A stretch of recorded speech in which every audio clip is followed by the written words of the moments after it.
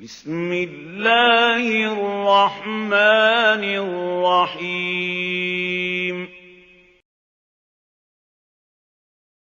وَقُلْ لِلْمُؤْمِنَاتِ يَغْضُضْنَ مِنْ أَبْصَارِهِنَّ، اسی طرح مومن عورتوں سے بھی کہہ دیجئے وہ بھی اپنی نگاہیں نیچی رکھا کریں، وَيَحْفَظْنَ فُرُوجَهُنَّ، اور وہ بھی اپنے سطر کو پوری طریقے سے ملحوظ رکھیں اور اپنی شرمگاہوں کی حفاظت کریں، وَلَا يُبْدِينَ زِينَتَهُنَّ، اور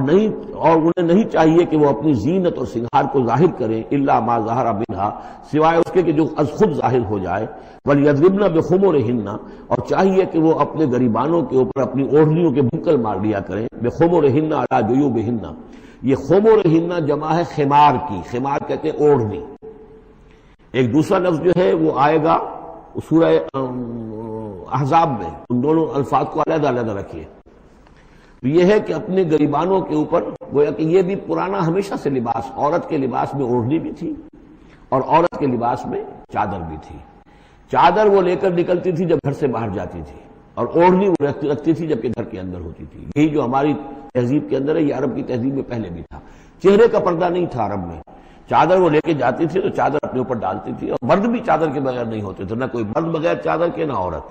بلکہ چادر ہی سے ایک شخص کا رتبہ معین ہوتا تھا۔ کسی کی چادر بڑی شاندار ہے، دوشالہ اوڑھا ہوا ہے، بہت قیمتی ہے، تو وہ بڑا آدمی ہے، وہ سردار ہے۔ کسی کے بیچارے کی جو ہے معمولی سی چادر ہے، اور اسی لیے اس حدیث میں آتا ہے کہ جو شخص تکبر کرتا ہے، الکبر ردائی، تکبر جو ہے وہ تو میری چادر ہے۔ اور یہ عرب میں یہ بڑا کسی شخص کی توہین کرنی ہوتی تھی، اس کی چادر گھسیٹتے تھے، گویا کہ اس کی عزت جو ہے اس کو کھینچ لیا ہے۔ تو اللہ فرماتا ہے کہ جو تکبر کرتا ہے وہ گویا میری چادر گھسیٹ رہا ہے میرے کندھے سے، اس درجے جو ہے اللہ تعالیٰ جو ہے اس میں اپنی توہین محسوس کرتا ہے۔ تو وہ اپنی ان اوڑھنیوں کے بکل مار لیا کریں اپنے گریبانوں پر، یعنی یہ کہ یہ انسان کے لیے، عورت کے لیے، یہ اس کی زینت کا ایک بہت بڑا حصہ ہے، اس کی جو بھی چھاتی ہے اس کے لیے ایک اضافی کرتا اس نے پہنا ہوا ہے، لیکن کرتے کے اوپر مزید جو ہے یہ ایک بکل اس کی اوڑھنی کا ہو۔ وَلَا يُبْدِينَ زِينَتَهُنَّ، اس کے سینے کے اوپر یہ اضافی ہو جائے گا، وَلَا يُبْدِينَ زِينَتَهُنَّ، اور نہ وہ ظاہر کریں اپنی زینت کو۔ اب یہ ہے جو محرموں کی فہرست آ رہی ہے، جس کے سامنے عورت کھلے چہرے کے ساتھ آ سکتی ہے بلا حجاب، اور یہ اتنی طویل فہرست جو دی گئی ہے، آخر سوچنا چاہیے کہ اللہ تعالیٰ نے یوں ہی ایکسرسائز ان فیوٹیلٹی تو نہیں کی ہے۔ کیا فرق ہے اگر ایک عورت کے چہرے کا پردہ نہیں ہے، وہ باہر نکلتی ہے چادر لے کر، اور یہ کہ اس میں کسی اور کے ساتھ اس کا پردہ چہرے کا نہیں ہے، تو پھر یہ پوری فہرست دینے کی ضرورت کیا ہے؟ میرے نزدیک چہرے کا پردہ اسلام کے اندر لازم ہے، اور اس چہرے کے پردے سے مستثنا ہیں یہ لوگ۔ کون لوگ مستثنا ہیں؟ الا لبعولتہن، ان کے شوہر نمبر ایک، او آبائہن، یا ان کے باپ، اور باپ سے مراد باپ، دادا، چچا، یہ سب چلیں گے، او آبائے بعولتہن، یا ان کے شوہروں کے باپ، او ابنائہن، یا ان کے اپنے بیٹے، او ابنائے بعولتہن، یا ان کے شوہروں کے بیٹے، یعنی ان کے شوہروں کی کسی اور بیوی سے اولاد ہے، بیٹے ہیں، تو وہ بھی محرم ہے، وہ نامحرم نہیں ہے۔ او اخوانہن، یا ان کے اپنے بھائی، او بنی اخوانہن، یا ان کے بھائیوں کے بیٹے، او بنی اخواتہن، یعنی یہ بھتیجے ہو گئے، او بنی اخواتہن، یا ان کے بھانجے،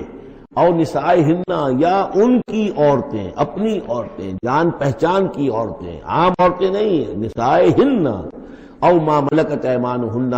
یا یہ کہ جو ان کے غلام اور ان کی لونڈیاں ہیں۔ اکثر بیشتر اہل سنت کے نزدیک یہاں مرد غلام مراد نہیں ہے بلکہ لونڈیاں مراد ہیں۔ اب تابعین غیر اولی الاربۃ، یا ایسے تابع لوگ جو کہ صرف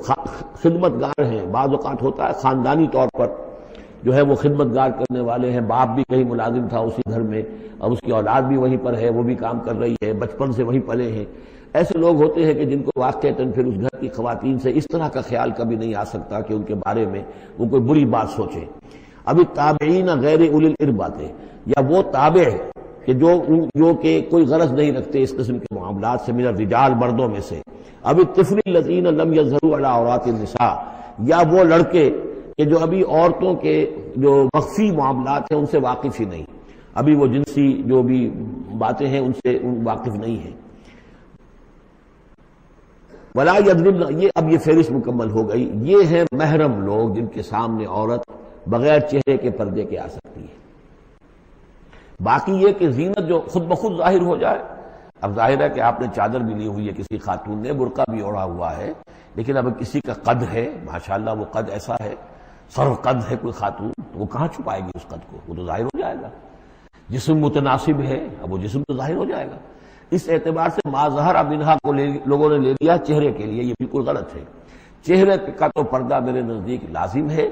اور یہ کہ باقی یہ کہ ان کے سامنے چہرے کے سمیت عورت آ سکتی ہے، باقی عورت جو ہے اپنے بیٹے کے سامنے بھی سوائے 3 اعضاء کے اور نہیں کھول سکتی، اپنے بھائی کے سامنے بھی نہیں کھول سکتی۔ چہرہ، یہ ہاتھ پونچھوں سے نیچے، اور پیر ٹخنوں سے نیچے، یہ جو 3 اعضاء ہیں یہ وہ ہیں کہ جو جس کو عورت نے یہ کھلے رکھ سکتی ہے، اپنے وہ بیٹے کے سامنے بھی، بھائی کے سامنے بھی، اور جو بھی رشتے گرائے گئے ہیں۔ لیکن یہ کہ اس سے آگے پھر جو ہے معاملہ وہ پھر شوہر کا ہے، اس سے آگے یعنی لباس کا معاملہ جو ہے جس سے کہ عورت جو ہے وہ آزاد ہوگی، وہ صرف شوہر کے لیے۔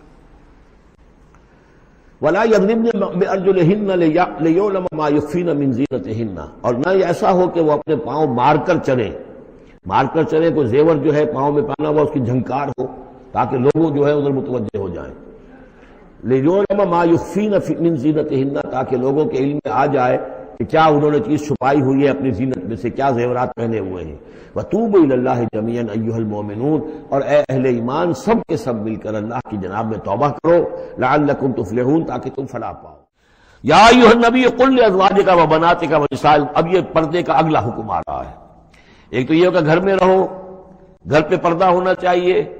نامحرم پردے کی اوٹ سے بات کرے، جو بھی ضروری بات ہے وہ پردے کی اوٹ سے کرے، روح کر نہ کرے۔ لیکن اب مسئلہ آتا ہے کہ عورت گھر سے باہر نکلے تو کیا ہو؟ آخر ظاہر بات ہے اگرچہ اصولی اعتبار سے عورت کا مقام اس کا گھر ہے، لیکن پھر بھی ضرورت ہو سکتی ہے وہ باہر جائے ضرورت کے تحت، تو اس میں کیا حکم ہے؟ یا ایھا النبی قل لازواجک وبناتک ونساء المؤمنین، اب یہاں پر دیکھیے ایکسٹینڈ کر رہے ہیں ترتیباً، اے نبی کہہ دیجئے اپنی بیویوں سے اور اپنی بیٹیوں سے اور اہل ایمان کی خواتین سے۔ یہ گویا کہ اب اصلاح کا دائرہ جو ہے نبی کے گھر سے نکل کر اب باہر آ رہا ہے تمام اہل ایمان کے لیے۔ کیا کہہ دیجئے؟ یدنین علیہن من جلابیبہن،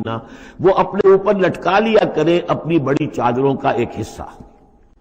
دیکھیے جیسا کہ میں نے اس وقت بھی عرض کیا تھا سورہ جب ہم نور پڑھ رہے تھے کہ عرب میں لباس کا یہ اور خواتین کی لباس کا یہ 2 جز تھے، ایک اوڑھنی ہوتی تھی جو گھر میں اوڑھتی تھی، وہ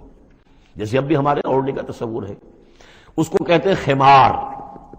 اور خمرہن لفظ آیا ان کی جمع جو ہے خمرہن، وَلْيَضْرِبْنَ بِخُمُرِهِنَّ عَلَىٰ جُيُوبِهِنَّ، وہ اپنی ان اوڑھنیوں کا بکل مار لیا کریں اپنے سینوں پر۔ یہ گھر کے اندر ہوگا، باہر جب نکلتی تھی تو بڑی چادر لے لیتی تھی، اور جو جتنی شریف گھرانے کی ہوتی تھی اتنی ہی وہ اپنے آپ کو اس میں لپیٹ لیتی تھی، لیکن چہرے کے اوپر نہیں ڈالتی تھی۔ یہاں اس میں صرف یہ اضافہ کیا گیا ہے کہ اس کا ایک حصہ اپنے چہروں پر لٹکا لیا کریں، یہاں سے نقاب کا تصور پیدا ہوا ہے، جو ہمارے ہاں بعض جگہ پر جو ہے خاص طور پہ فرنٹیئر کے علاقے میں اب بھی ہے، وہ چادر لیتی ہیں خواتین، لیکن چادر کا جو حصہ ہے وہ ان کے چہرے کے آگے آیا ہوا ہوتا ہے۔ یا یہ کہ کسی طریقے سے بس صرف ایک آنکھ کھول کر، خاص طور پر ایران کے اندر اس کا بڑا رواج ہے، ان کو میں نے دیکھا ہے کہ یہ جو ہے اس قدر ایک چادر میں، بڑی چادر میں لپٹی ہوئی ہوتی ہیں دیہاتی خواتین۔ شہروں کے اندر تو نقشہ ذرا کچھ مختلف ہے، اب وہاں پہ چونکہ یہ بات تقریباً انہوں نے طے کر دیا کہ چہرے کا پردہ نہیں ہے، حالانکہ یہ غلط ہے، قرآن میں چہرے کا پردہ ہے۔ اس حوالے سے وہ جو کہا گیا کہ پردے کی اور سے ان سے بات کی جائے یا مانگا جائے، تو آخری اس کا مطلب یہ کہ چہرہ ہی تو ہے نا جس کو روکا جا رہا ہے، باقی گھر میں جو ازواج مطہرات بغیر لباس کے تو نہیں تھی معاذ اللہ، لیکن یہ کہ چہرے ہی کے پردے کے لیے کہا ہے کہ فَصَلُوهُنَّ مِن وَرَاءِ حجاب، اور حجاب کا لفظ چل رہا ہے اسی کے لیے۔ لیکن یہ کہ اب یہ حکم دیا گیا کہ آپ ایک چادر کو، جو چادر لے کے آپ نکلتی ہی ہیں باہر، جو بھی شریف خواتین ہیں، وہ چادر کو ذرا اپنے چہروں کے اوپر لٹکا لیا کریں۔ یہ جلباب کہلاتا تھا، بڑی چادر جو لے کر نکلتے تھے۔ تو ایک ہے خمار، اوڑھنی،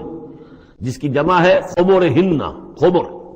ایک ہے جلباب، بڑی چادر، جس کی جمع ہے جلابیب، جلابیبہن، وہ اپنی بڑی چادروں کا ایک حصہ اپنے سامنے لٹکا لیا کرے چہرے کے۔ ذالک ادنیٰ ان یعرفنا، یہ بہتر ہے اور نزدیک تر ہے اس سے کہ ان کو پہچان لیا جائے کہ یہ شریف گھرانے کی خواتین ہیں، کیونکہ وہاں لونڈیاں مانڈیاں جو ہوتی تھی ان کے ہاں وہ رواج نہیں تھا، ابھی یہ جو گھر کی خاندانی خواتین ہیں ان کے ساتھ یہ بات شروع کی جا رہی ہے۔ فلا یؤذین، تو انہیں کوئی ایذا نہ پہنچائی جائے۔ وکان اللہ غفور الرحیم، اور یقینا اللہ غفور الرحیم ہے۔